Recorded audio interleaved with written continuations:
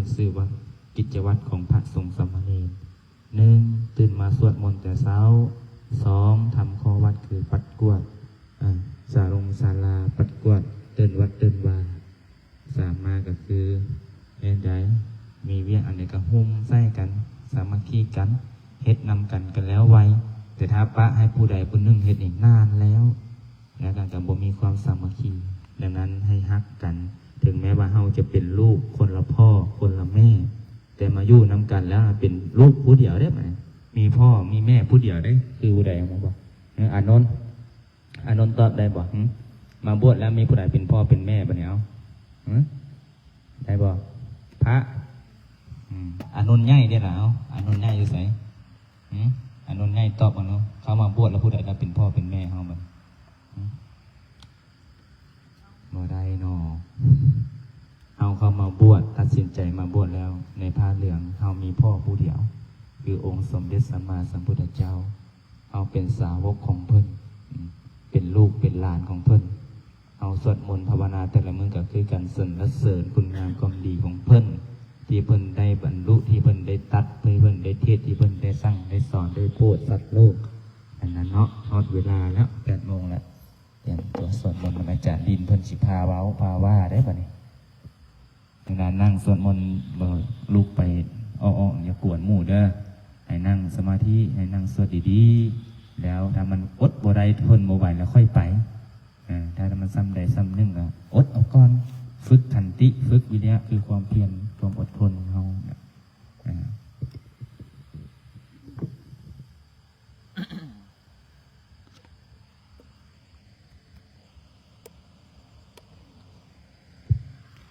ติดพุทโธพุทโธ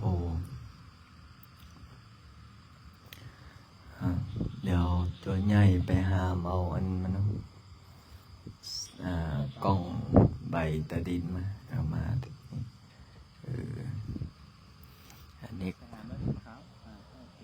แบตมืดแล้วกันแบตมืดท่านมืดไปหาท่านเลย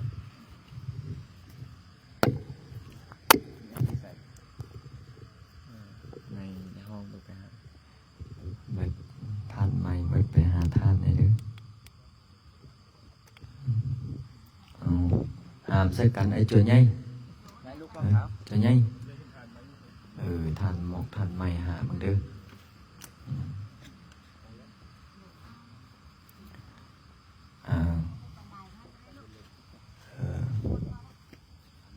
เตรียมแต่ว่าเมื่อกี้ออกสามัคคีก็ไปหมดแล้วเตรียมกันเอาจะน้อยกำลังสิบวชเป็นจั่วมานี่ข้างหน้านี่ข้างหน้านี่มาวางข้างหน้าพี่เด็กหายังมาห้องเลยมันมีโต๊ะนึงนี่เอาตัวนี้ก็ได้ออกวางอันมันสีได้อยู่ได้กินย้อนอันนี้ก็สร้างวัดย้อนอันนี้ก็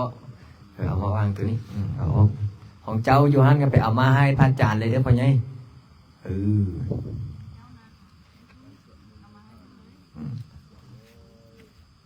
เอามายกเส้นนี้เลยอันนั้นปอดตัวนั้นขึ้นก่อนหรือว่าเอาว่างนี่ก็ได้เรียบร้อยเอาตัวนี้ขึ้นนี้นะพอดีเป๊ะเอาใส่สินมาเอาขันห้ามาใส่นี้ก็จังคือก็เนาะพอเราดึงตะปุ้นเอาจุดน้อยได้ละเท่านั้นละครับเพื่อนเอาอันนั้นมาขันห้ามาไปใจไปเอาขันห้ามา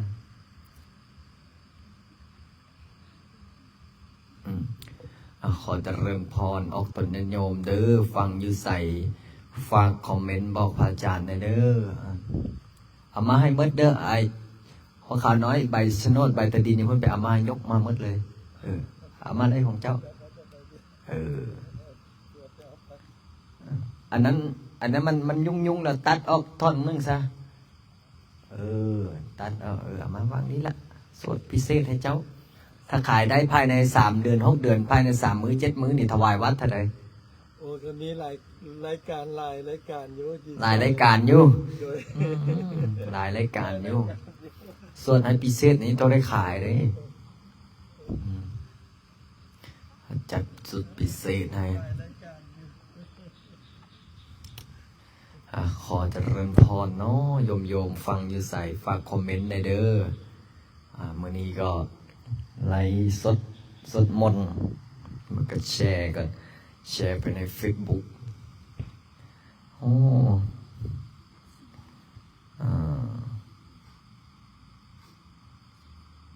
ตอนนี้ก็กำลังต้นโยมก็กำลังเข้ามารับชมรับฟังเนาะอยู่ไกลอยู่ไทยอยู่ลาวต่างประเทศอยู่อเมริกาอยู่หลายๆที่หลายๆแห่งผู้ใดตัวเองดูดีน่ะนี่ผู้ใดมาสวดเด้อมื้อนี้สิเว้าเรื่องเบิ่งก่อนหัวข้อขึ้นมื้อนี้อยากมีโชคต้องเฮ็ดวิธีนี้ปะโตเบิ่งดูเฮ็ดวิธีใดค่อยมาเดี๋ยวนี้มีแต่โชคมีแต่ลาภเด้อผู้ใดจะมีโชคมาฟังเอาเด้อมีแต่คนเอาโชคเอาลาภมาถวายมาเอามาพี่นี่เอาเทียนมันไต้ซะเด้อน้อยเด้อไต้บึกได้ใหญ่เฮ็ดมันไม่สนดไปแต่ดินในมืดนากินได้เฮาเอาไปเอาเทียนใหญ่ๆอย่าพุ่นมาไต้เอาน่าตัดทิมซะหนึ่งนี่เอามามัดนี่เริ่มเขียนอย่างนี้ไปนี่เขียน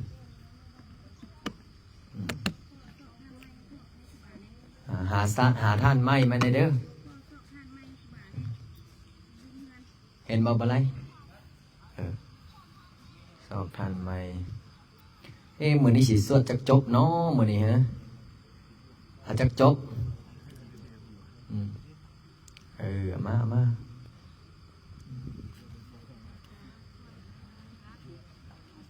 เอามื้อนี้ถ้าอธิษฐานดีๆอธิษฐานดีๆถ้าพ่อใหญ่แม่ใหญ่มีโชคมีลาภมาสวด108จบมื้อนี้สิพาออกตนนั้นโยมสวดมนต์คักๆมื้อนี้จักคนมื้อนี้ฮะนับบ่ดูอันนี้ซื้อจะได้แล้วอันนี้อานนท์เนาะอานนท์นับบ่รู้จักคนมื้อนี้ออกตนนั้นโยมมามื้อนี้พระอาจารย์ก็สิมาเว้าเรื่องผู้ใดอยากมีโชคมีลาภเนาะอยากทำมาค้าขายหาเงินหาทองหลายคนก็หาเงินหาทองติดขัดสับสนสักนาบ่ถึงหลังว่าง่ายๆก็คือบ่มีเงินจ่ายนั่นแหละไม่วัดมาบ่มื้อนี้โอ้เก็บงานยังวันที่3บ่มื้อวันที่1นี่แหละ มื้อวันที่1มื้อนี้งานนิมนต์เปิดร้านใหม่ของแม่ของหลานเราบ่ หลานแล้ววะโอ้หลานติโอ้หลานไม่วันตินั่นแหละเขาก็บอกฮู้แล้วเนาะปกตินิมนต์ก็ยาก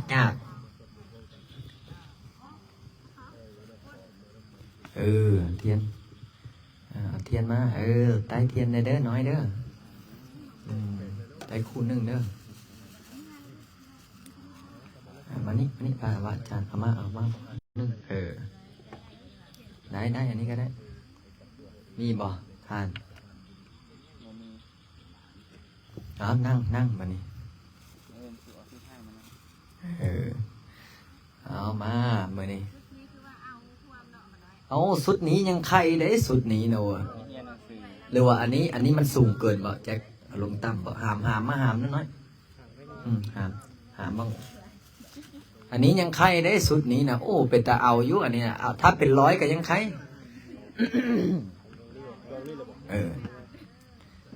บอกแล้วว่าย้องแล้วว่าโอ้ยอาจารย์ไว้ใจกูแล้วฟาดเต็มที่บ่เลย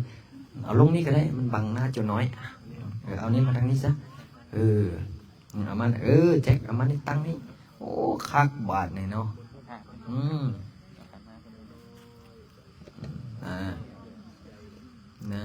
บาทนี้จักคนละพอข่าวปาตุเบิ่งเด้อเบิ่งปาจานเบิ่งก่อนว่าจักองค์ละถ่ายบาท1 2 3 4 5 6 7 8 9องค์แล้วเนาะแม่นบ่พอข่าวอ่ะ9อ่ะ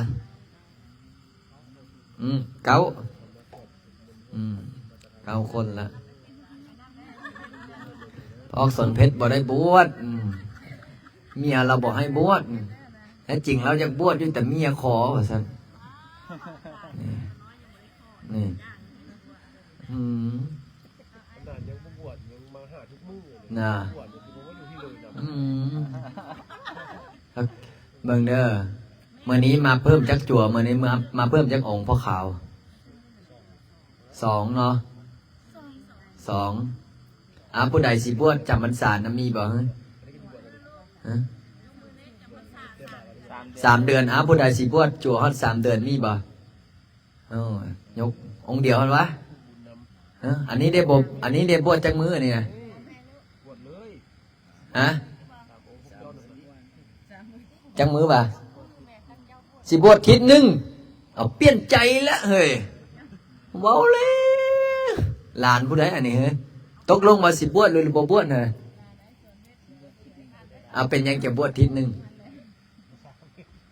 อดบ่ได้กินฮอดโทรศัพท์เนาะโทรศัพท์ก็บ่ได้ลิ้น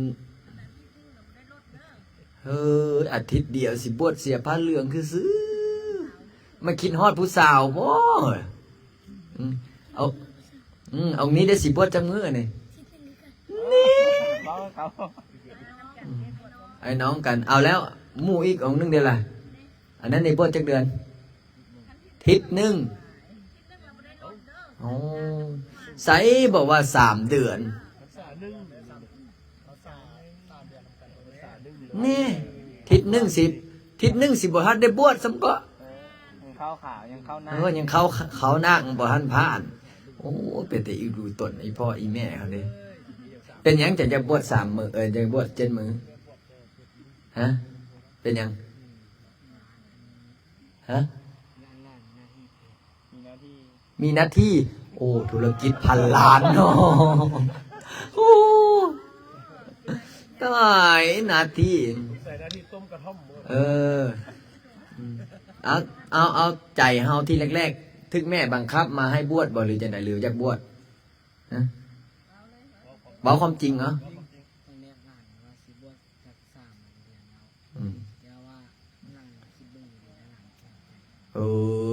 ทีแรกว่าสิบวชสัก3 เดือนแต่มานอนคิดนั่งคิดแล้ว โอ้ถ้าสิบวชต่อไปยันแฟนมีผัวใหม่คักบาดนี่เมื่อคืนนี้ยังให้คำมั่นสัญญาว่า3 เดือนบัดคืนนี้อย่าบอกได้มืออื่นเนี่ยเมืองเงินมืออะไรหลายคนละได้ให้นะเฮ้ยบอกให้ที่อันนี้สมมติว่าถ้าเขาบอกให้ซิกได้เฮ็ดจังไดนะเฮ็ดจังไดเขาบอกให้ซิกได้เฮ็ดจังไดบวชก่อนอธิษฐานดีๆก่อนเด็ดเนี่ยอันนี้น้องทรายที่นี่เด็ดเนี่ยเท่าเป็นอายพาน้องซิกน้องกับซิกถ้าพาน้องยู่น้องก็ยู่แม่นบ่นนอันนี้อันนัดบ่นี่แม่นบ่เฮ้ยถ้าอายยู่ได้ยู่บ่ฮะถ้าอายยู่ก็ยู่นี่บ่แล้วอันนั้นนี่ล่ะชื่อจังไหนล่ะสั้นเนาะจะได้ละสั้นสิยู่หรือสิซิกฮะอยู่ทิศหนึ่งนี่ยังบ่ทันได้บวชสำเร็จหมู่ เข้าหน้า ยังเข้านาคอยู่เข้านาคทิศหนึ่งบวชข่าวทิศหนึ่งแม่นบ่หรือจะไหน เข้าหน้า7 มื้อ เข้านาค7 มื้อได้อยู่นี่น่ะโอ้ไปที่ดูตนเลยเว้ยเขาแรงก็บ่ได้กินสิเนาะกระท่อมกันอดหลายมื้อเลยนะจักมื้อแล้วบ่ได้กินน้ำท่อมเหรอนะ2-3 มื้อเลยเนาะโอ้สิบ่ได้เฮ็ดน้ำปานะเป็นน้ำท่อมมาบ่ว่า เออนอนวัดคืนเดียวนึงว่าอดน้ำท่อมโอ้ยอยากซิกแล้วอดนะย่าตอนนี้เนี่ยกฎหมายเขาออกน้ำท่อมเขาก็บอกให้กินนะเขาจับติดคุกเลยตอนนี้นะก็คือว่านั่นแหละเด็กน้อย แต่ก็ไข่เขาบ่ดื้อหน่อยเนาะบ่ดื้อคือสุดจั่วที่เอาไปฝึกโอ้ยเจ้าเอ้ยนั่งอย่างนี้คล้องว่านะพุ่นบางทีกระป๋องอยู่พุ่นมาฟาดองพี่อันนั้นแยกกันได้นะบัดเบิ้งบัดจะเพิ่นมาช่วยเจ้ายังบ่เห็นแก๊งยากุซ่าค่อยโถยโอ้น้องเสื้อจั่วมาเมื่อกับบ่อยากซิกแล้วนั่นแหละม่วนได้อันนี้ยังบ่ทันได้บวชซื้อๆถ้าบวชแห่งอลุงตุงนั่งกว่านี้สะบอกสะโบงนี่ยังโอ้ยคุมพ่อคุมพาเนี่ยเปลี่ยนใจแล้วพอซั่นซะเอ้าเฮ็ดจะได้ล่ะบัดนี้ทายโยมพ่อโยมแม่บ่ให้ซิกได้เฮ็ดจังได๋รับลมน้ำเพิ่นแล้วโอ้แล้วเพิ่นว่าจะไหนก็แล้วแต่จะเลื่อนพรโอ้แล้วนั่นนี่แต่นี่แหละพระอาจารย์บอกว่าเอาแม่คนที่ว่าจะบวชนะให้ไปให้มาเขาบอกได้บวชซ้ำ7 มื้อสิบ่ทันได้บวชจำจิแม่นบ่แล้วอันนั้นได้สิเฮ็ดได้เหรอแล้วคู่มู่เฮาด้านหลังเนี่ยอันนี้สิอยู่บ่หรือจะได้อยู่บ่นะอยู่จักเดือน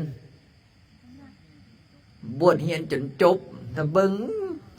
บ่จบออกก้นละแซ่ฟาดละเนาะนี่องค์นั้นอันนั้นบวชเฮียนจนจบองค์นั้นเด้สิบวชเท่าใดบวชเฮียนจบเนาะคันอยู่ได้ก็อยู่เลยสาธุน้ำทาตามคำอธิษฐานนะยังบอกว่า3 มื้อนึงเห็นองค์นี้ซิกไหมกูก็ซิกเลยเพราะว่าอยู่นี้มันจะลำบากเพราะว่าอย่างวัดเขาสร้างไม่เด้อดทนแล้วทางพุทธเด้โอเล่บอกฮันอยากซิกดิบอกอยากซิกเนาะองค์นั้นได้ซื้อจังไดแล้ววะเนี่ยฮะอานนท์บ่แม่นตี้อานนท์นะมันอานนท์1อานนท์2อานนท์นี่คือกับอันนี้เนาะนี่คืออย่างกับอานนท์อยากบวชจักเดือนยังบอกหูเนาะหูแต่มือบวชบอกหูมือซิกว่าสั้นซะ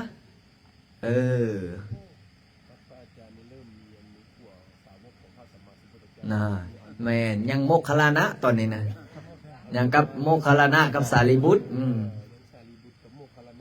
อานนท์มาแล้วอานนท์กลับมาแล้วเนี่ยโอ้เบิ่งเนาะองค์ใดสิอยู่ได้องค์ใดสิไปก่อนสาเหตุหลักๆที่เฮาอยากซิกนี่เป็นหยังไงจัวบ่ฮั่นแม่นจัวอันนั้นเป็นหยังจะอยากซิกเป็นน้ำบ่ได้กินข้าวแรงบ่เอาหลักๆเอาสาเหตุหลักๆเอาอยากซิกนี่เป็นหยังเหงาโอ้ยเหงาสั่นหมู่ลายไปนี่ยังเหงาวะเป็นน้ำบ่ได้ตีกันบ่ว่าหมู่แม่นบ่มาพระอาจารย์ว่าคือว่าล่ะคนดื้อมันดื้อมาแต่น้อยได้เจ้าอย่าย่านเหงาในจั่วมาเจ้าสิบ่เหงาบ่ต้องเหงาเดี๋ยวพระอาจารย์จะบอกคณะจั่วน้อยพระอาจารย์มาบ่เหงาเนาะเจ้าเอ้ยกลางค่ำกลางคืนบ่ได้นอนง่ายๆให้นอนสังบ่ต้องย่านย่านเหงาแล้วอันนั้นได้ล่ะสั่นเลยสาเหตุหลักๆที่อยากซิกนี่กินฮอดแม่โอ้เท่าจะตายเลยยังกินฮอดแม่พระอาจารย์สิเล่าให้ฟังอันนี้ข้ออ้างเด้อพระอาจารย์นี่องค์นี้องค์นี้ก็แต่เคยบวชนี่แต่ก่อนนะหามมัดข้ออ้างนี่กินฮอดแม่อยากกินข้าวแรงโอ้บ่ได้เล่นโทรศัพท์มันอ้างมัดส่วนพันแนวก็คือเจ้าแหละมุกเก้าจะตัวไผ่ตัวอะไรตัวพระอาจารย์ตัวอะไรเอาว่าง่ายๆคืออยู่บ่ได้หน่อยเนาะโอ้ไปตีดูเด้กลับไปแล้วเสียจังได๋ล่ะบัดนี้บอกว่าโอ้เท่านี้ละเด้อกูยังเข้าวัดมา เขาไปสวดมนต์ก็ตื่นมื้อเช้านี่ตื่นแต่ตื่นเช้าโพดหน่อยเนาะหรือว่าเป็นเพราะตื่นเช้าบ่ 5:30 ฮะ แดงแล้วสวยแล้ว เป็นน้ำสวดมนต์เช้าบ่อยู่เฮือนตื่นจักโมงฮะ3:00 นป่าตรงนอนกินบ้านกินเมืองบ่หน่อยเนาะสมพรแล้วจะกินน้ำท็อปมา3:00 นสิตื่นมาหาสิแต่งอีนกอันนั้นตัวใดเนาะ ตื่นโมงอ่ะ อุ้ย3 โมงแล้ว ฮะ 3 โมงสวย ก็3:00 นสายกับ3:00 นกันเดียวกันนั่นแหละก็ 3 โมงสวยแล้ว3 โมงแรงเนี่ย ตุ๊คักสมพ่อนี่แหละจังอยู่บ่ได้นะเขาก็ยักยอมนะจังสิแต่พอเอิ้นมาอยู่วัดไปอาจารย์ผัดนอนกับบ่ได้นอนสิเนาะกลางค่ำกลางคืนกับพวกลูกกองทรายง่ายบ่ง่ายว่าเรื่องกองทรายพระอาจารย์จะยักหัวมื้อนี้นะพระอาจารย์บอกว่าให้เอามาทอกทางนี้เด้อไปคนรถดามมันก็จะเอาไปทอกงั้นหนมัดมือเนี่ยมือก็เลยว่านู่นจนเต็มอันนี้นะ นั่นแหละหาเวียกวันนี้ทางอยากกินข้าวได้ทางฮ้อนได้โอ้มันก็อยากซิกก่อนแต่ยังสันยังซีอย่าฟ้าวอดทนสักก่อน7 มื้อเนาะ7 มื้อก่อนเนาะถ้าอยู่ได้ก็ค่อยอยู่เนาะถ้าอยู่บ่ได้ก็พระอาจารย์ก็ให้ซิกอยู่ดอกเพราะว่าจั่วมันหลายคือพระอาจารย์บอกนั่นแหละถ้าจั่วบ่หลายสิเก็บไว้หมดทุกองค์นี่แหละตอนนี้น่ะ30ละได้รวมๆทั้งพระทั้งจั่วทั้งเนรน่ะ 10 บาท 30 กว่าองค์เลยถ้าบ่เอาแท้ๆถ้าบ่อันนั้นแท้ๆก็อยู่นํกันบ่ได้ละ อันนี้ก็บ่บวชจัวอันนั้นก็บวชอันนั้นก็นี่ บวชจัวที่นี่ก็ได้ บวชจัวนี่บวชจักเดือนเหรอ3ขอเมียมาแล้วเนาะขอผู้สาวนั่นแหละอันนั้นอันนี้แหละ3 เดือนคือบ่บวชพระเลย 3 เดือนได้อันนี้นะอย่าบอกได้บอกอย่าไปอายเด็กน้อยนะบอกว่าโอ้ขน้อยขอบวช3 เดือนอีก3 มื้อบัดโอ้กินฮอดผู้สาวอาจารย์ตัดสินใจแล้วเนาะเฮาเป็นสร้างบ่ฮะก็พอจอดได้ว่าซั่นซะนี่เดี๋ยวมื้ออื่นพระอาจารย์สิพาเฮ็ดบ่อนนอนสิปูพื้นกะโหลไหมเพราะว่าบ่อนเฮานอนนั้นมันบ่ทันมีกะโหลเนาะแต่พอออกไม่ออกเปื่อไม่ออกอยากจะเป็นเจ้าภาพบอกโอ้อาจารย์มื้อนี้เขาน้อยมีโชคมีลาภมื้ออื่นนี่เขาน้อยรับเป็นเจ้าภาพให้หมดเลยนี่ก็สิเฮ็ดเป็นห้องได้เฮ้ยบัดนี้น่ะเฮ็ดเป็นห้องโจทย์ดื้อกับส่วนโจทย์ดื้อโจทย์ที่ตั้งใจเรียนกับส่วนโจทย์ที่ตั้งใจเรียนโจทย์ที่รักกินข้าวแรงนี่ให้อยู่ห้องอีพิเศษเพราะว่าจะได้สัมมนาส่วนโจทย์น้ำกระท่อมนี่ต้องเอาตำรวจมาจับน้ำกระท่อมบ่มีได้แถวนี้นะบ่ได้ปุ๊อื่นบ่เว้าดอก มาต้มกับไปต้มน้ำตามาแจกหมู่กัน เป็นจังได๋กินน้ำกระท่อมเว้าถามอีกบ่เนาะรสชาติเป็นจังได๋ฮะแซ่บมาสิบ่ได้มาถวายพระจักบ้านแล้วมันติดใจเห็นแต่เขาเว้าว่ากินแซ่บนะโอ้ยจะบอกได้ว่ากินน้ำกระท่อมไม่ออกไหล3 ชั่วโมงก็ยังบอกทันปิดไหลยังบอกว่าเป็นยังเมาน้ำกระท่อม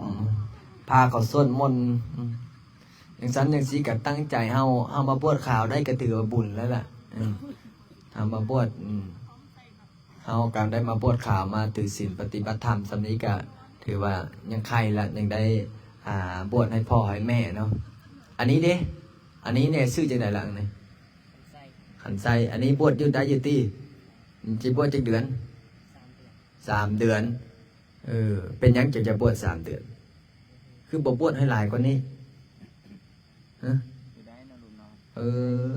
เดี๋ยวบวชอยู่ก็อยู่ต่อเรื่อย แสดงว่ายังมีเปอร์เซ็นต์เนาะบ่ได้ยังมีเปอร์เซ็นต์อยู่กับองค์อันนั้นองค์แร่ๆดำๆนี่องค์ฝรั่งน้อยนี่ไงชื่อจะได้แล้ววะสติ้งเนาะยังชื่อเดี๋ยวคือคนอินเดียองค์ติ้งอันนี้ชื่อมาไม่นี่ชื่อยังไงฮะอนอันนั้นล่ะดอดออันนี้อนดอชื่อเด้อสิทธิ์พี่ใหญ่ได้นี่ฮู้ละตี้ฮับน้องไม้เฮ็ดจังไดฮะ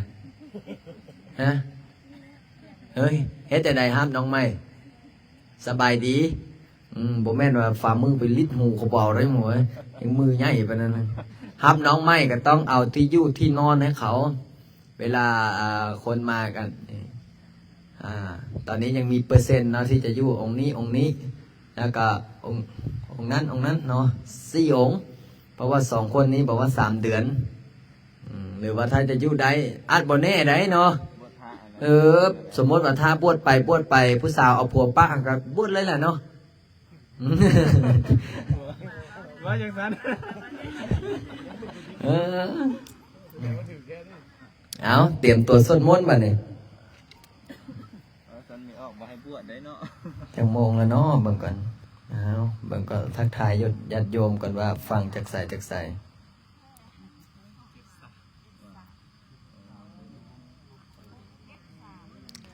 เอาทักทายโยมก่อนว่าโยมฟังอยู่ใส่อยู่เหนืออยู่ใต้อยู่ไทยอยู่ลาวอยู่ต่างประเทศเนาะคณะใส่บุญใส่ยติธรรมเอาฟังอยู่ใส่ก็ฝากคอมเมนต์ในเด้อนี่รับพร้อมแล้วเนาะ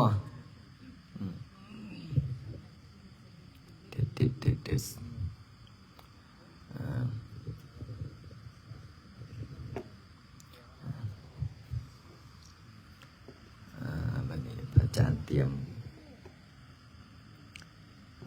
ต้องไว้เห็นอันนี้เดี๋ยวเป็นกระแสดราม่าอีก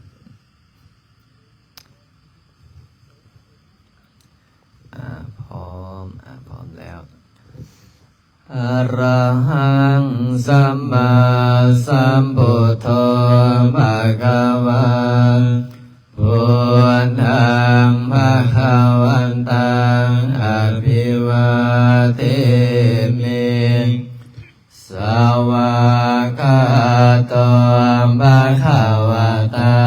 ธัมโมธัมมังนามัสสามิสุปฏิปันโนภะคะวะโตสาวกสังโฆสังฆังนะมามินะโมตัสสะภะคะวะโตอะระหะโตสัมมาสัมพุทธัสสะนะโมตัสสะภะคะวะโตอะระหะโตสัมมาสัมพุทธัสสะนะโมตัสสะภะคะวะโตอะระหะโตสัมมาสัมพุทธัสสะพุทธังสรณังคัจฉามิธัมมังสรณังคัจฉามิสังฆังสรณังคัจฉามิตุติยมปิพุทธังสรณังคัจฉามิตุติยมปิธัมมังสรณังคัจฉามิตุติยมปิสังฆังสรณังคัจฉามิตติยมปิพุทธังสรณังคัจฉามิตติยมปิธัมมังสรณังคัจฉามิตติยมปิสังฆังสรณังคัจฉามิปานาติปาตาเวรมณีสิกขาปะทังสัมมาทิยามิอาทิลาทานาเวรมณีสิกขาปะทังสัมมาทิยามิกาเมสุมิสสาจลาเวรมณีสิกขาปะทังสัมมาทิยามิโมสาวาทาเวรมณีสิกขาปะทังสัมมาทิยามิโสลาเมรยมัสสะปามาหัตนาเวรมณีสิกขาปะทังสัมมาทิยามิอิ ติปิโสภะคะวะอะระหังสัมมาสัมพุทโธวิสัจจารณะสัพพันโนสุขโตโลกวิโตอนุตตรโพลิสัทธัมมัสสาลติสัตตาเทวมนุษย์สานังพุทโธภะคะวะติสวะคาโตภะคะวะตาธัมโมสันติติโกอาการิโกเอหิปัสสิโกโอปนัญญิโกปัจจตังเวริตาโพวิญโยหิติสุปฏิปันโนภะคะวะโตสาวกสังโฆสุปฏิปันโนภะคะวะโตสาวกสังโฆญาญาปฏิปันโนภะคะวะโตสาวกสังโฆสามิจิปฏิปันโนภะคะวะโตสาวกสังโฆยะติดังจัสสะนิปุเลสยุกานิอันตะปุเลสัมปุคลาเอสะภะคะวะโตสาวกสังโฆอาหุนายโยปะหุนายโยทังกินายโยอัญชลิกรณิโยอนุตตรังปุญญาเขตังโรกาสัตติเปิดเป็นหน้าที่10บทสวดต่อเมื่อคืนนี้เนาะเมื่อคืนนี้เราสวดฮอดมงคล38ประการวันนี้เราสวดต่อรัตนสุตตังคือบทสวดที่พระพุทธเจ้าเฮ็ดน้ำมนต์ให้กับพระอานนท์เนาะวันนี้เราสวดนำกันเด้อยานิทาปุตตานิสัมมากตานิภูมานิวายานิวะอันตริเคสาเพวะปุตตาสุมานาปวันตุสุอันโทปิสกันจะสุนันตุภาสิตังตาสัมมาอิปุตตานิเมตสะเพเมตังกะโลธรรมนุสิยาปัชายติวาจารันโตจารันติเย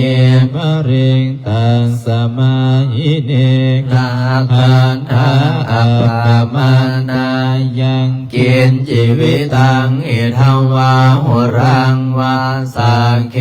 สุวายังลัตตานังปณิตังนาโนสัมมังทิตถาคเตนะอิธัมปิพุทเทรัตนังปณิตังเอเตนะสัจเจเส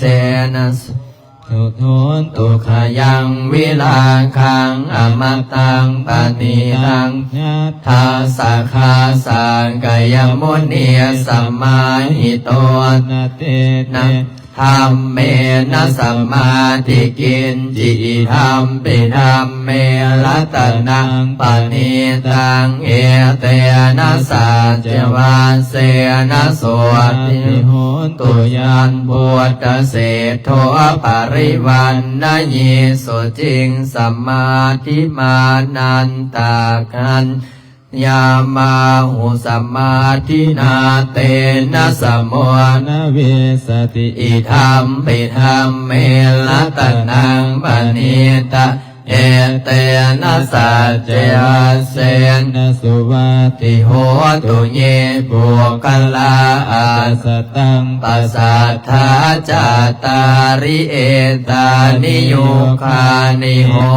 ติเตทะกิเนยาสุกตาสัสสาวกาเอเตสุตินานิมหาปลานิธัมปิสังเค รัตนังปณิตังเอเตนะสัจเจวัสเสนะโหนตุเยสุปโยตามนัสสาเทดนิกามิโนโคตมัสสาสนามิเตปาติปาตาอมัตตังวิไขอรันตามุทานิปุญิงหัวชมานาอิดัมปิสังเข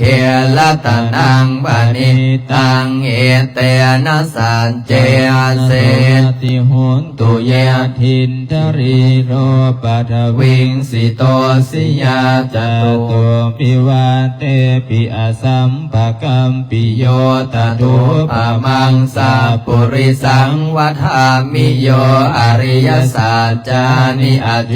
จาปชาติอิธัมปิสังเขละตะนังปณิตังเอเตนะสัจเจเวสุวาติโหตุเยอริยสัจจานิวิภาวยันติกัมพิรปัญเยนะโสเทสิตานิกินจาปิเตโหนติปุชาปมาตานเตภวังอาตมมาทิยันติอิธัมปิสังเขละตะนังปณิตังเอเตนะสัจเจวาเสนะวาติโหตุสหาวาสทัสสนาสัมปทายตายาสัทธัมมาสหิตาปวันติสากยะติดิวิจาคิทันจะสิรภาตังวาปิยทันติกินจิตตุหาปาเยอิจวิปาโมตตสัจจปิดานานิอาภาโภกาตุงอิตัมปิสังเขละตะนังปณิตังเอเตนะสัจเจนะสุวัตติโหตุกินจาปิโสกัมมังกโรติปาปะกังกายเยนวาดายุธาเจตสาวะอาโปโสตัสสะปฏิทายะอัฏฐพัตตาทิธาปทัสสะโวตาอิธัมปิสังเขละตะนังปณิตังเอเตนะสัจเจนะสุวัตติโหตุวนาปะคัมเพยถาภูสิตาไสคิมหานามาเสปะธรรมาขมิงคิมเอตทุปะมังธรรมวลังอเทเสญินิพานะคามินิงปรมังหิตายะอิธัมปิสุเทระตะนังปณิตังเอเตนะสัจเจนะสุวันติโหตุวโรวรัญโยวรโดวระหะโรอนุตตโรธรรมวลังอเทสยิดัมปิพุทเทละตะนังปณิตังเอเตนะสัจเจนะสุวัตติโหติขีนังปุรานังนวังนาติสัมปวังวิรัตจิตายติเกบวัสสมิงเตขีนปิชาอวิรุณนิสันดานิพันติทิลายทายัมปริโภอิธัมติสังเขละตะนังปณิตังเอเตนะสัจเจนะสุวัตติโหตุญาณิระภูตานิสัมมาคตานิภูมานิวายานิวะอันตริเกตถาคตังเทวมโนสะพุสิตังพุทธังนามาสมาสุวัตติโหตุญาณิระภูตานิสัมมาคตานิภูมานิวายานิวะอันตริเกตถาคตังเทวมโนสะพุสิตังธัมมังนามาสมาสุวัตติโหตุญาณิระภูตานิสัมมาคตานิภูมานิวายานิวันนันตริเขตถาคตังเทวมโนสะพุสิตังสังฆังนามาสมาสุวัตติโหตุยันโดนิมิตังอวมังกรัญจโยจามนาปุสกุณาสสะตัวปะปะกะโหตุสปินังอกันตังพุทธานุภาเวนะวินาสเมตุยันโดนิมิตังอวมังกรัญจโยจามนาปุสกุณาสสะตัวปะปะ กะโหตุสุปินังอาการตังธรรมานุภาเวนะวินาสเมนตุยันโดนนิมิตตังอวมังครัญจโยจามนาโกสกุณัสสะสัตตัวปาปังกะโหตุสุปินังอาการตังสังขานุภาเวนะวินาสเมนตุตุขาปัตตาจนิทุกขาปยัปปัตตาจนิพยาโสกาปัตตาจนิโสกาโหนตุสาเปปิปานิโนเอตาวตาจะเหหิสัมปะทังปุญญสัมปะทัมสาเปเทวะอนุโมทันตุนังนัทันตุปัจเจกนันจะยังพรังอรหันตานันจะเตเสดารังกันบันตามิสัพพโสสุโขพุทธานังอุปาโตสุขาสัตตมาเทศนาสุขาสังกาสะสัมมากิสัมมาคานังตะโพสุโขเทวาติปติอาทิจโจอาราติงอาภาสิติจันทิมาจันทันโทคาติโยตปฏิชานยิตาปฏิพรหมโนอัตสมโหรติงโพโตตาปฏิเตสสายหิโอตัปปสัมปันนาสุขธรรมาสมัยอิตาสันโตสัพปุริสโรเกเทวาธรรมติวัจจเรสันติปาคาอปัจจนาสันติปาทาอวันจนามาตาปิตาจะเนหิขันตาชาตเวทปฏิกมมาสุวรรณภูมิงคาสวานโสโนตรามหิติกาปิสาเจนินพรหมสารังอติเสยงเอเตสะเพยาคาปรายันตุอากาสัทธาจัพมานาราเทวานาคามหิติกาปุญญโนอนุโมทันตุจิรังลังตุสาสนังอากาสัทธาจัพมาทาเทวานาคามหิติกาปุญญโนอนุโมทันตุจิรังลังตุปานิโนอากาสัทธาจะภูมิมาทาเทวานาคามหิติกาปุญญโนอนุโมทันตุจิลังละพันตุโนสัทธาอากาสัทธาจะภูมิมาทาเทวานาคามหิติกาปุญญโนอนุโมทันตุโสลิงคันสันตุเทวตากตาเออัตระตาสุขิตาวิรุณลหาพุทธศาสนิอโรคาสุขิตาโหนตัสสะสัพเพยาติปิสากาตวาภูตารตนังมุสตังมุตตมวังวรังยิตังเทวมโนสานังโพตเตเสนะโสตินานาสันตุปัตตวาสะเพรุขาภูปัสสมินตุเตสากาตวาธรรมรตนังโยสนังมุตตมังวรังปริลังปัสสมานังธรรมเตเสนะโสตินานาสันตุปัตตวาสะเพปยาโวปัสสมินตุเตสากาตวาสังฆรัตนังโยสทังอุตมังวรังอาหุนายยังปาหุนายยังสังฆเตเสนะโสตินานาสันตุปัตตวาสะเพโรคาอุปัสสมินตุเตนะโมตัสสะภะคะวะโตอะระหะโตสัมมาสัมพุทธัสสะนะโมตัสสะภะคะวะโตอะระหะโตสัมมาสัมพุทธัสสะนะโมตัสสะภะคะวะโตอะระหะโตสัมมาสัมพุทธัสสะสัมปจิสามินาสังสิโมจามหาเทวาสัพเพยาคาปรายันติโมมาจามหาเทวาพิลาภาภวันโตเมมหาปุญโญมหาราโภภวันโตเมมิเตภาโหอาติพุทธามะอุณโมพุทธายาวิลาตาโยวิลโคนนายังวิลาหิงสาวิลาทัสเสวิลาทัสสาวิลาอิติโยโห พุทธัสสะมานิมามาพุทธัสสะสวะโหมสัม ปฏิชามิเพ่งเพ่งปาปา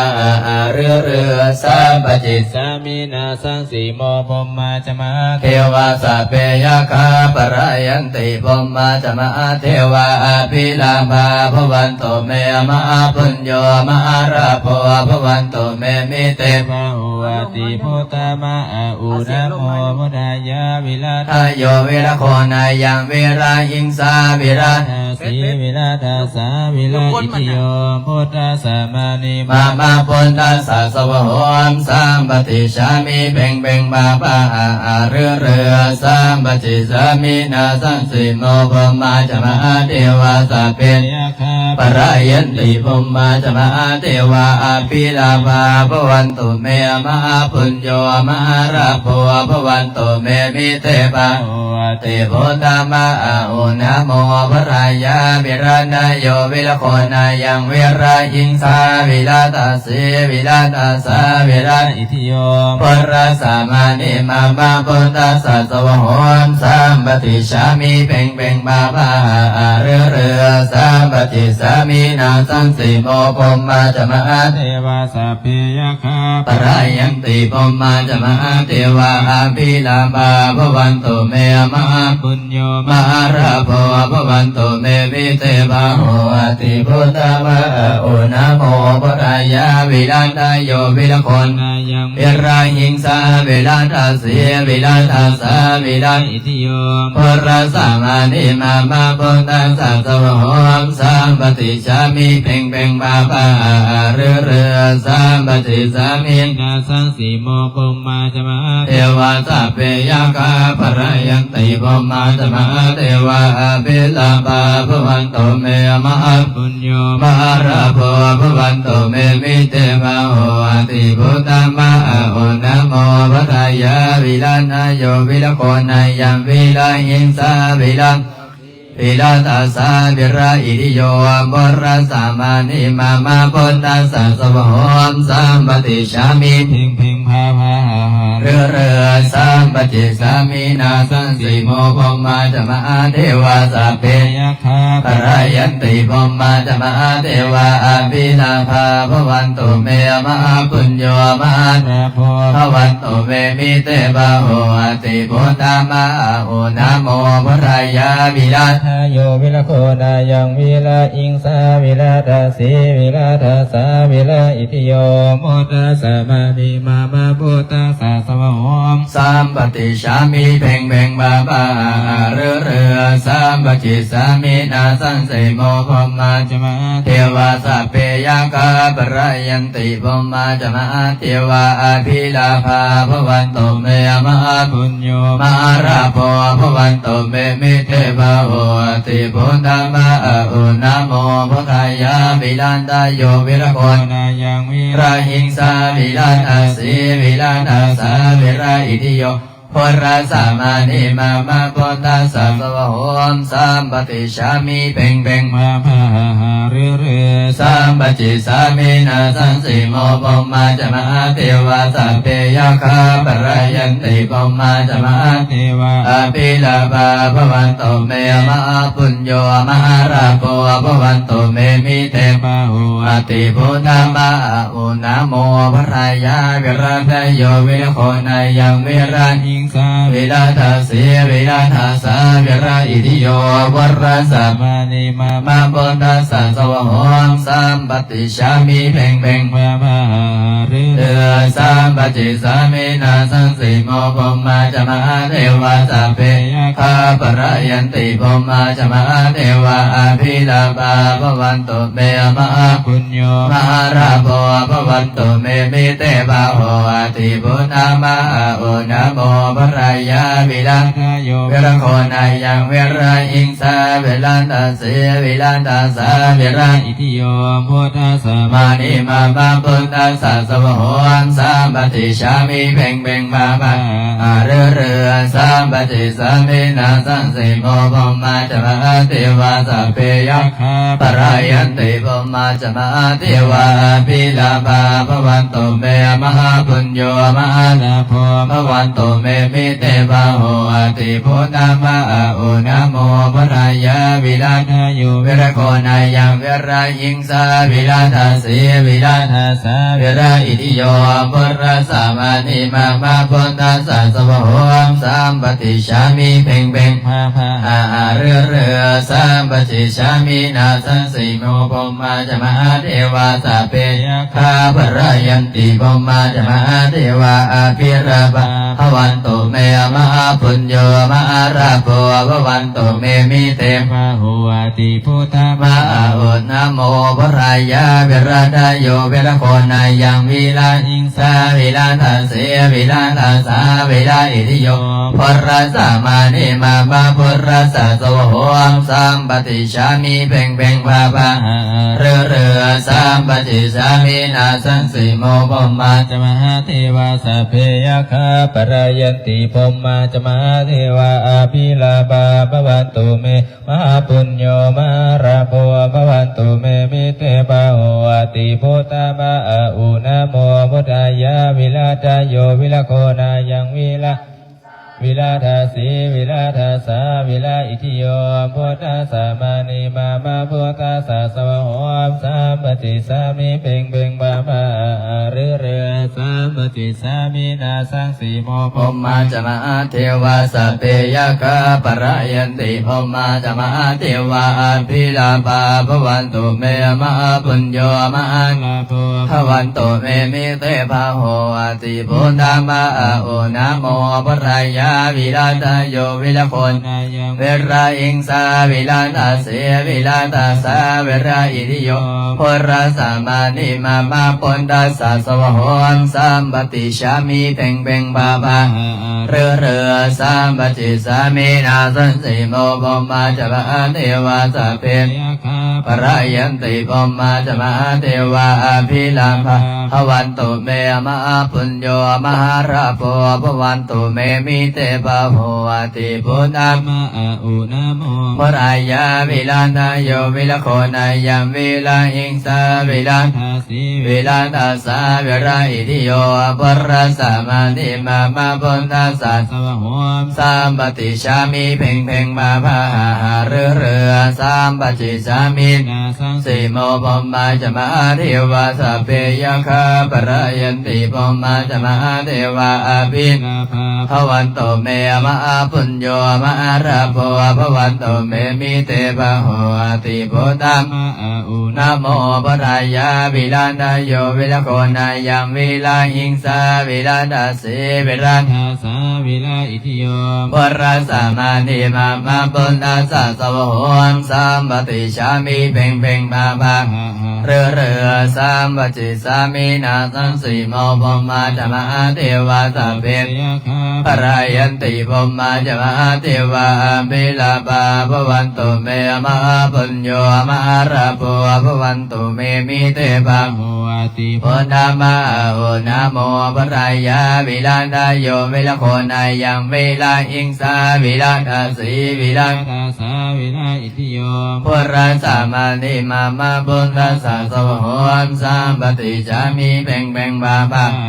เรือสัมปติสามินาสังสีโมปมาจมาเทวาสเพยคาปรายันติปมาจมาเทวาภิลาภาภวันตุเมมหาปุญโยมหาราโภภวันตุเมมิเตภาโหติพุทธามะอุณโมปรายาวิลาชโยวิลโคนายังวิลาหิงสาวิลาทัสสีวิลาทัสสาวิลาอิติโย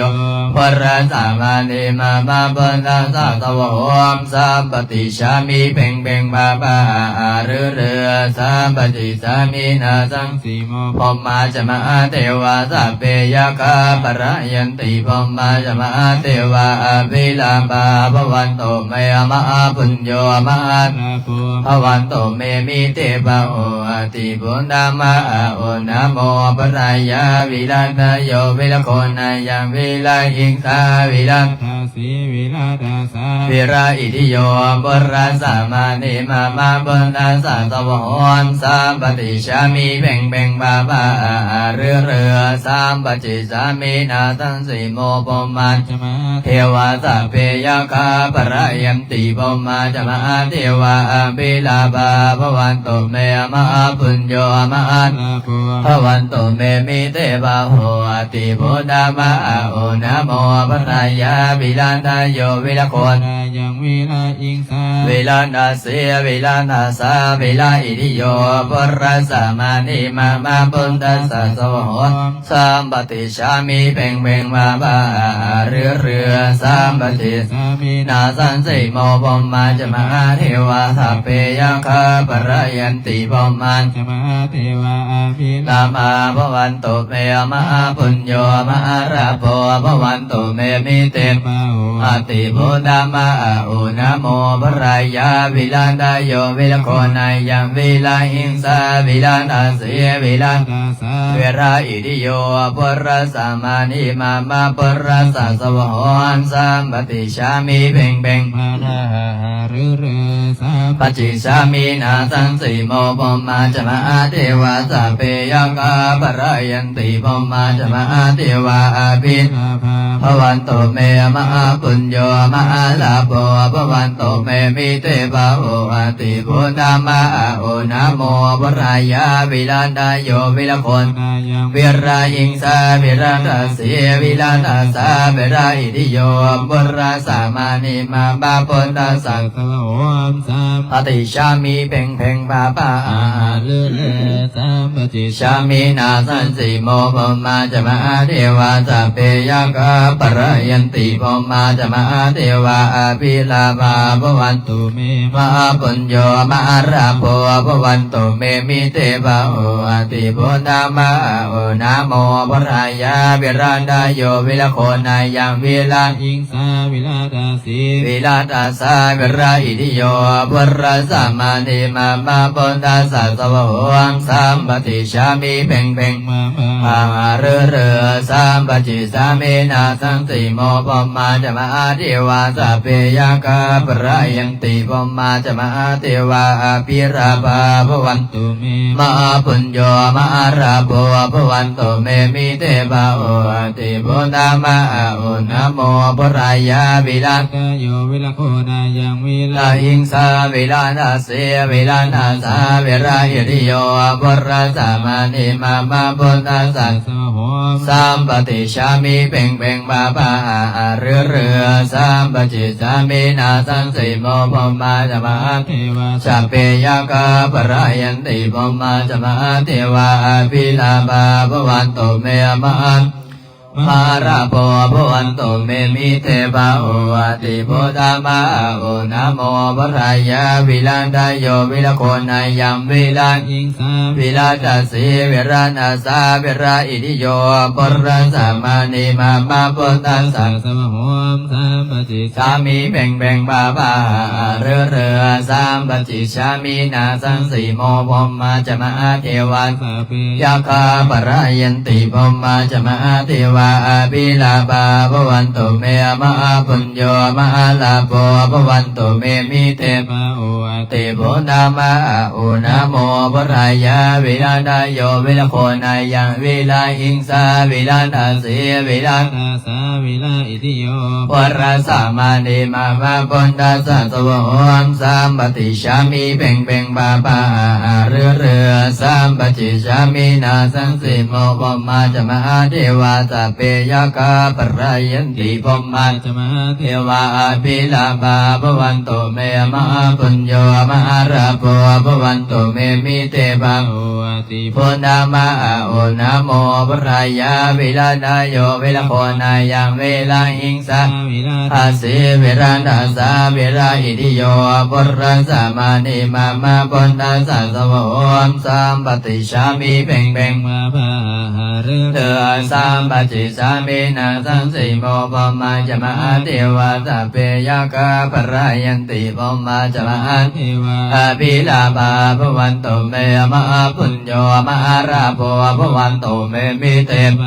อติโพธามะโอนะโมปรายาวิลันตโยวิลโคนายังวิลายิงสาวิรันตเสวิรันตสาวิราอิติโยปุรัสสามานิมามาปุตตัสสะสวะโหมสัมปติชามิเพ่งเพ่งบาภาสัมปติชามินาสันสิโมปมาจมาเทวาสัพเพยคาปรายันติปมาจมาเทวาอภิลาภวันโตเมมหาปุญโญมหาราโภภวันโตเมมิเตปะโออติพุทธามะโอนะโมปรายาวิลันตโยวิลโคนายังวิรายิงสาวิลันตเสวิรันตสาวิราอิติโยปรัสสามานิมามาปุตตัสสะสวะโหมสัมปติชามิเพ่งเพ่งมาภาสัมปติชามินาสันสิโมปมาจมาเทวาสัพเพยกาปรายันติปมาจมาเทวาอภิลาภาภวันตุเมมหาปุญโญมหาราโภภวันตุเมมิเตปะโออติโพธามะโอนะโมปรายาวิลันตโยวิลโคนายังวิลาหิงสาวิลันตเสวิลันตสาวิราอิติโยปุตตัสสะมานิมามาปุตตัสสะสวะโหมสัมปติชามิเพ่งเพ่งภาภาอาหาเรือข้าพเจ้าระลึกถึงคุณพระพุทธเจ้าคุณพระธรรมคุณพระสงฆ์คุณบิดามารดาครูบาอาจารย์จงมาดลบันดาลให้ใจของข้าพเจ้าจงรวมลงเป็นสมาธิพุทโธธัมโมสังโฆพุทโธธัมโมสังโฆพุทโธธัมโมสังโฆพุทโธพุทโธพุทโธพุทโธลำดับต่อไปพระอาจารย์จะได้พานั่งสมาธิเนาะให้เฮากำหนดลมหายใจเข้าออกด้านหลังอาจจะไม่ได้ยินเสียงเท่าใดเด้อเพราะว่ามื้อนี้คนเอาลำโพงมาตั้งไกลโพดมื้อนี้นะเอามาไกลพระอาจารย์โพดหรือว่าพระอาจารย์มาไกลลำโพงโพดหูจนอึ้งเมื่อกี้นี้ก็เลยลุกไปพรเสียงแต่ทั้งนั้นทั้งนี้ให้เราฝึกสติก่อนฝึกสติฝึกสมาธิก่อนในฝึกสติฝึกสมาธิให้เรานั้นเบิ่งลมหายใจเข้าออกเนาะกำหนดลมหายใจอธิษฐานดีๆเด้อมื้อนี้พระอาจารย์กสิมาเว้าเรื่อง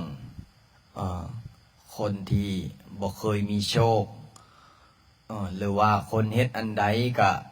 ถ้าภาษาบ้านเฮาเอิ้นว่าซวยเนาะพออันสิได้ก็บ่ได้นำเข้าพออันสิมีก็บ่มีนำเข้าหรือว่าเฮ็ดเวียกเฮ็ดงานก็ติดๆขัดๆมันเป็นเพราะอีหยังอาจารย์เป็นเพราะประสุขเข้าประเสาแทรกเป็นเพราะดวงตกดวงช่วยเป็นเพราะเวรเพราะกรรมเป็นเพราะปีชอกปีช่องบ่หรือว่าจังใดเฮามาฟังเหตุมาฟังผลก่อนว่าเฮาบ่มีโชคบ่มีลาภหาเงินติดขัดเนี่ยมันเพราะอีหยังเนี่ยหลายคนก็ยังบอกเข้าใจตนเองว่าโอ้ขยันขน้อยกับขยันละได้อาจารย์เลยขยันขน้อยกับขยันคือยังบ่รวยกับเขาเนี่ยขึ้นชื่อว่าความมั่งความมีความร่ำความรวยผู้ใดก็ต้องการหมดสุขคนเนาะผู้ใดก็ต้องการหมดสุขคนบอกว่าแต่รวยบอกว่าแต่จนก็ต้องการความอุดมสมบูรณ์ในชีวิตการที่อยากให้มีโชคอยากให้มีลาภอยากมีเงินอยากมีทองเฮาก็ต้องเบิ่งตัวเฮาเองก่อนว่าเฮานี้ขยันหรือบ่เฮานี้มีศีลมีธรรมหรือบ่ถ้าเฮาขยันเฮามีศีลมีธรรมเฮาอดทนประหยัดมีพระอาจารย์มีเรื่องเล่าคนหนึ่งให้ฟังไม่ออกมียาพ่อองค์หนึ่ง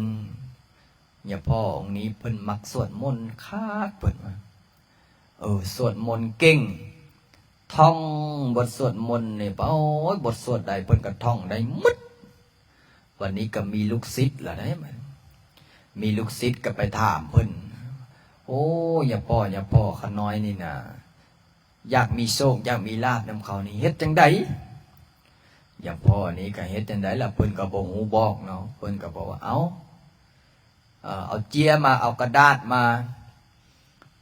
ทีนี้กันอย่าพ่อก็เลยพอออกนั้นก็โอ้แสดงว่าอย่าพ่อนี่ให้ตัวดีแหละจดจีกเจียจีกกระดาษพร้อมกับมิกปากกาเอาให้อย่าพ่อก็จดเข้าไปในห้องก็จดแล้วมันบอกว่าจดเสร็จเรียบร้อยเอาพอออกเอ้ยเอาเจียกระดาษนี่นะเอาไปหมุนหัวเด้อแต่ละมือละให้ท่องอิติปิโสนี่3 จบให้ครบ9 มือให้ครบ9 มือล่ะเสร็จเรียบร้อยล่ะเจ้าล่ะมาเปิดเบิ่งกระดาษนี่เด้อมาเปิดเบิ่งเจียนี่เด้อมาเปิดเบิ่งนะพอออกนี่ก็มือฮอดเฮือนแล้วก็สวดแล้วเนาะเราอยากได้โชคเราอยากได้ลาภดีมือฮอดแล้วก็นั่งสมาธิแล้วนั่งสมาธิสวดมนต์ถือศีลปฏิบัติธรรมเข่งว่าซั่นซะกินก็กินอาหารเจหักศีล8โอ้ยแล้วก็ฟาดเต็มที่แล้วแล้วก็ฟาดเต็มที่ใส่เต็มที่สวดมนต์อิติปิโสภะคะวะอะระหังสัมมาสัมพุทโธวิชาจารณะสัมปันโนเอาสิทธิ์มีหูเนาะไปหาย่าพ่อเพิ่นสวดมนต์เก่งมือฮอดกับเพิ่นก็ท่องบัดนี้ฮอดมื้อที่6บัดนี้ก็ไปว่าย่าพ่อยังอีก3 มื้อนึงเนาะยังอีก3 มื้อขาน้อยก็สิเปิดเบิ่งอะไรย่าพ่อเพิ่นก็เลยจดให้อีกบทนึงเอาบทนี้ไปสวดอีก3 มื้อเป็น12 มื้อเด้อป้าเฮ็ดจังได๋ล่ะขาน้อยคือให้เอาดนแท้เอาแม่อยากมีโชคมีลาภ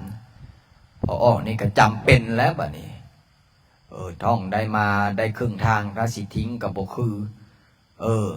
ก็เลยว่าสวดก็สวด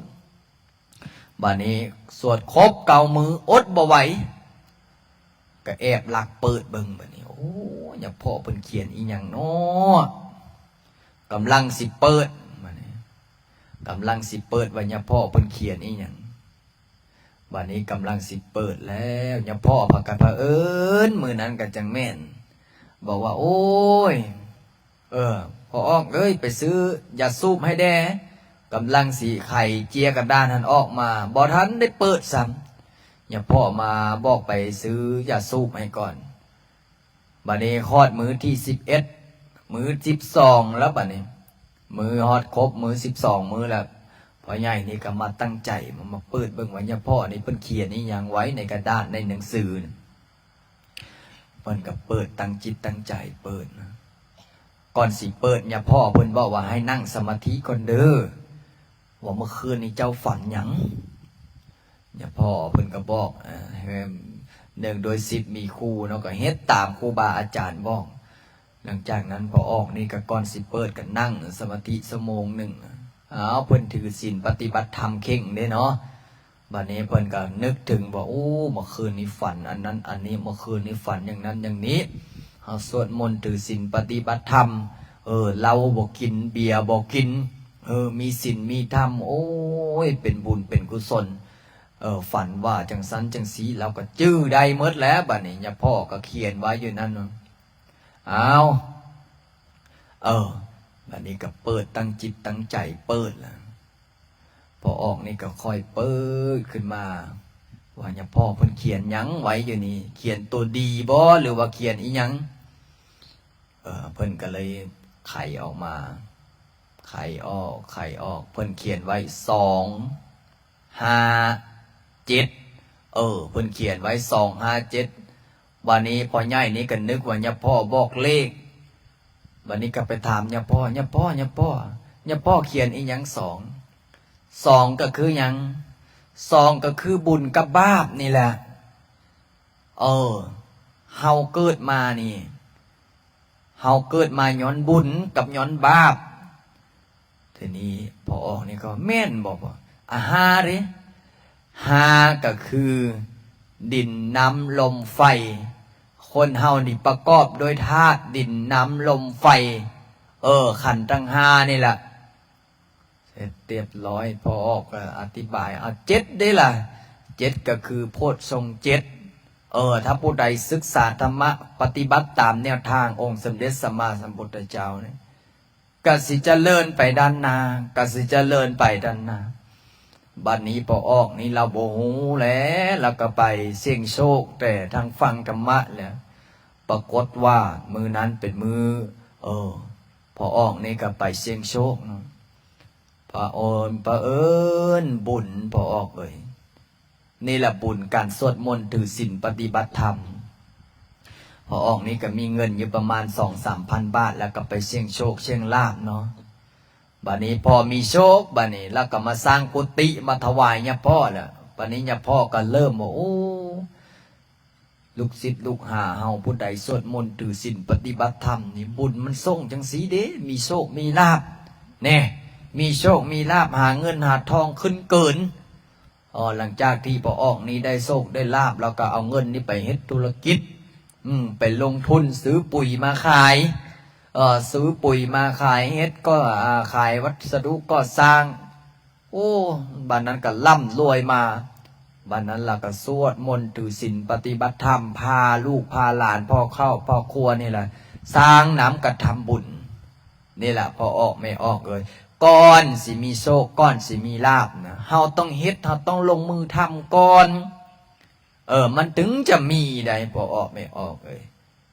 บ่แม่นว่าอยู่ซื่อๆมันสิมีได้เฮาต้องลงมือเฮ็ดเฮาต้องลงมือทำมันถึงสิได้มันถึงสิเห็นผล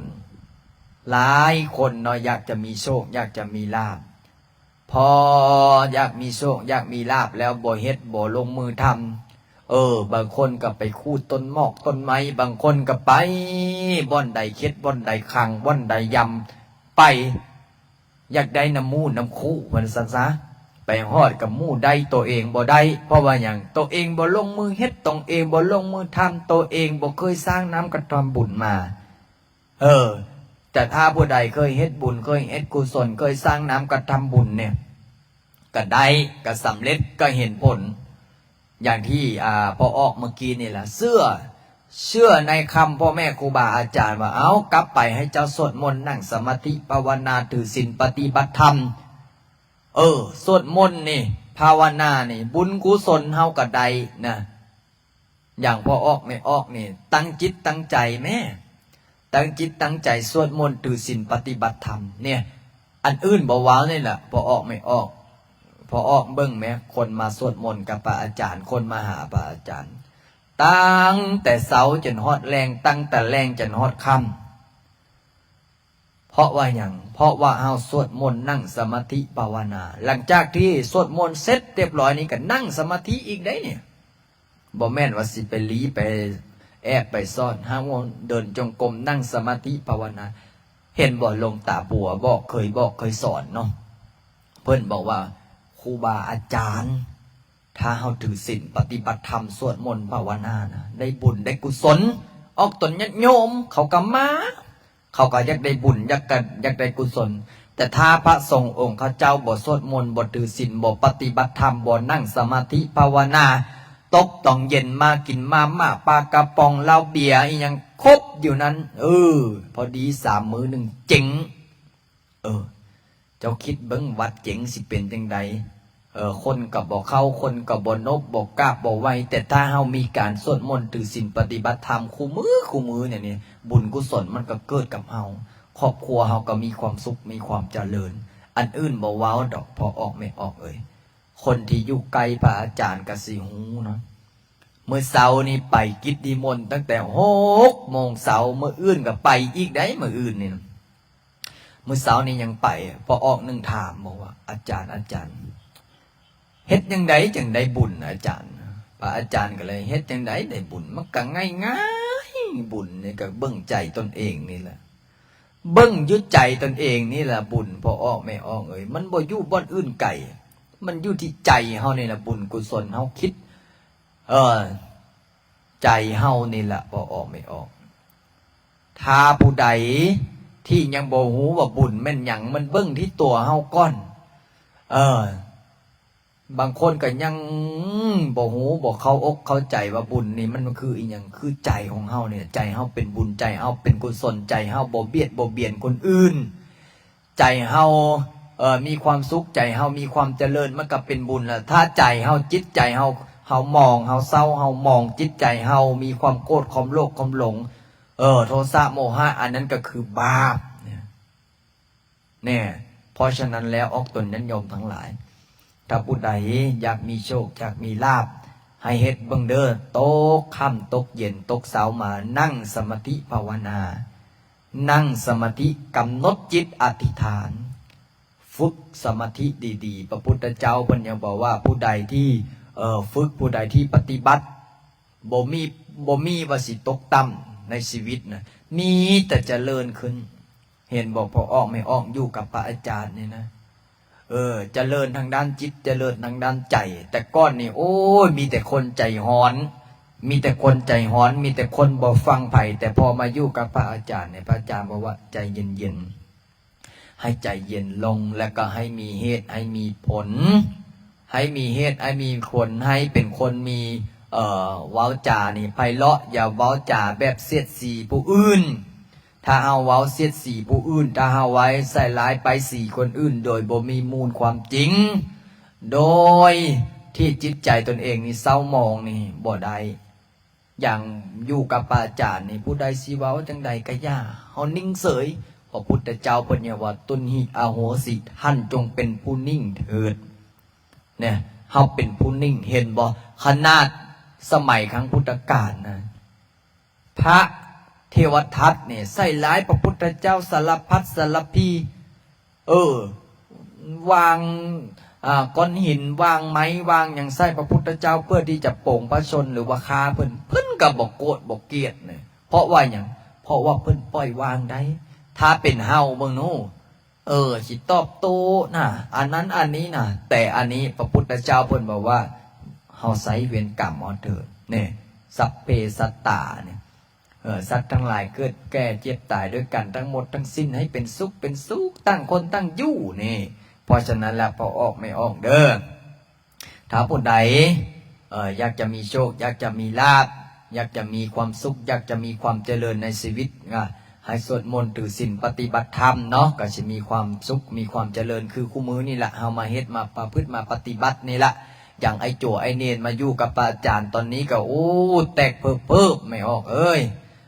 ก็ในเฮาให้มีศีลให้มีธรรมทุกคนเด้อจะได้มีความสุขเนาะผู้อยู่ก็อยู่ผู้ไปก็ไปผู้อยู่ใดก็อนุโมทนาบุญนำผู้อยู่บ่ใดก็ในสิกขาลาเพศไปพอสิกขาลาเพศไปแล้วก็ขออย่างเดียวเนาะขอให้เป็นคนดีของพ่อของแม่อย่าเฮ็ดให้พ่อให้แม่เดือดร้อนจิตเดือดร้อนใจเพราะฉะนั้นแล้วเฮานบมือขึ้นเด้อบัดนี้แผ่เมตตาพร้อมกันสัพเพสัตตาสัตตาโหนตุอาเวราสุขาชีวิโนขอให้สัตว์ทั้งหลายจงเป็นผู้บ่มีเวรต่อกันและกันจงเป็นผู้ดำรงชีพอยู่เป็นสุขทุกเมื่อเถิดกาตังปุญญังบาลังมายังสัพเพปาคียปวันโตเตมขอให้สารังสิ้นนั้นจงเป็นผู้มีส่วนได้เสวยผลบุญอันนี้ข้าพเจ้าได้บำเพ็ญแล้วนั่นเถิดละละหังสัมมาสัมพุทโธภควาพุทธังภควันตังอภิวาเรมิสวากขาโตภควตาธัมโมธัมมังนามัสสามิสุปฏิปันโนภะคะวะโตสังโฆสังฆังนามามิสาธุสาธุสาธุอนุโมทามิอนุโมทนาบุญกับออกตนญาติโยมทั้งหลายเด้อให้มีความ สุขให้มีความเจริญเนาะสุขกายสบายใจมีโชคมีลาภสุขภาพแข็งแรงเด้อก็ขออนุโมทนาบุญกับยมพ่อยมแม่ยมพี่คณะสายบุญสายญาติธรรมที่ได้ร่วมสร้างพระพุทธรูปเนาะตอนนี้ก็ได้ทองเหลืองประมาณ900 กิโลประมาณ900 กิโลแล้วเนาะออกต้นยมเนาะประมาณ700-800ประมาณ800-900 กิโลเนี่ยแหละเดี๋ยวพระอาจารย์สิสรุปเบิ่งเพราะว่าตอนนี้ก็มีประมาณ300เจ้าภาพเนาะ300-400เจ้าภาพที่ฮับเป็นอุปโมทนาสร้างพระพุทธรูปและก็ทองคำตอนนี้ทองคำได้2 บาทแล้วยังขาดอีก7 บาทเนาะก็สิได้สมทบทุนกันไปเรื่อยๆจนฮอดมื้องานนั่นแหละโยมพ่อโยมแม่โยมพี่ท่านไหนอยากจะมาฮับเป็นเจ้าภาพบูชาทองเหลืองก็ดีหรือว่าจะอาจารย์ขน้อยขอร่วมสมทบทุนทองคำสลึง2 สลึงหรือบาทก็ดีเนาะเพราะว่าตอนนี้ก็ยังรวบรวมไปเรื่อยๆจนฮอดพุ่นละมื้อวันที่9ละพิธีล่อพระเนาะก็ขออนุโมทนาบุญเด้อเจ้าภาพเจ้าศรัทธาทุกคนเด้อเดี๋ยวพระอาจารย์กสิมื้ออื่นพระอาจารย์กสิมาไล่เรียงว่าผู้ใดที่ฮับเป็นเจ้าภาพแต่ละคนแต่ละท่านเนาะพระอาจารย์กสิอัดไว้แล้วบางคนก็ไล่ชื่อไล่นามก็อาจจะตกหล่นเพราะว่าอย่างมันหลายคนโยมพ่อโยมแม่โยมพี่มันหลายคนเนาะก็ยังหูนำกันนั่นแหละมันหลายคนแต่ก็ขอเพียงที่เฮาได้เฮ็ดได้ทำเนาะมันอยู่ที่จิตมันอยู่ที่ใจเฮาได้ร่วมโปโมทนาเนาะก็ถือว่าเป็นบุญเป็นกุศลละมื้ออื่นพระอาจารย์ก็สิมีพิธีเฮ็ดเทปูนอันนี้แหละนี่ก็เริ่มให้เข้ามาเทปูนเทนั้นน่ะพื้นเนาะก็อนุโมทนาบุญเด้อสาธุขออนุญาตปิดไลฟ์ท่านี้เด้อโยมพ่อโยมแม่โยมพี่น้อง